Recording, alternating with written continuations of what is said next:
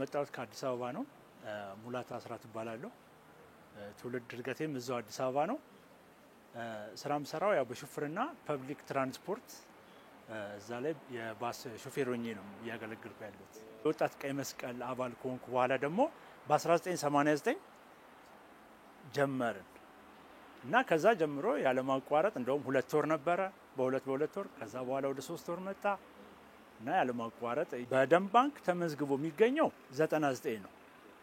እኔ ግን በቁጥር ስቆጥረው ግን በክልሎች የሰጠሁት ስራ አለ። ከዚህ በፊት ሀገር አቋራጭ አውቶቡስ ስራ በሄድኩበት ሀገሮች ላይ እሰጣለሁኝ። በዳታ ተመዝግቦ የሚገኘው 99 ነው እንጂ በቁጥር ከ118 በላይ ነው።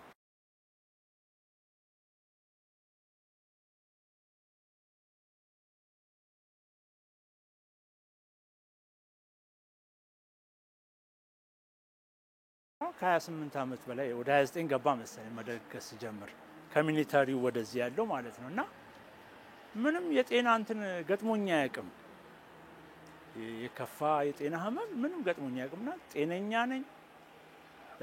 ቼክአፕም አረጋለሁ እንዴ በ8 ወር በአመትም ቼክአፕ አረጋለሁና በጣም ደስተኛ ነኝ።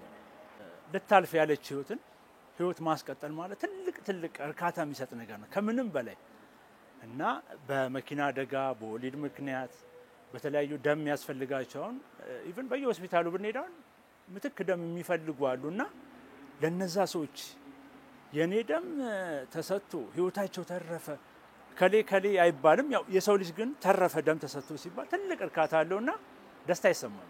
የማይተካውን የሰው ልጅ ህይወት በሚተካ ደም ለማስቀጠል ሁሉም ጤነኛ የሆነ ሰው በአመት 4 መስጠት ቢችልም 3 2 ቢሆን እንደው ሰጥቶ ይሄንን አሪያ ደም እንለግስ። ብዙ በየሆስፒታሉ ደም ይፈልጋሉና በበጎ ፍቃደኝነት ቋሚ ደም ለጋሽ ሆነን እንበረታታ እንነሳሳለን።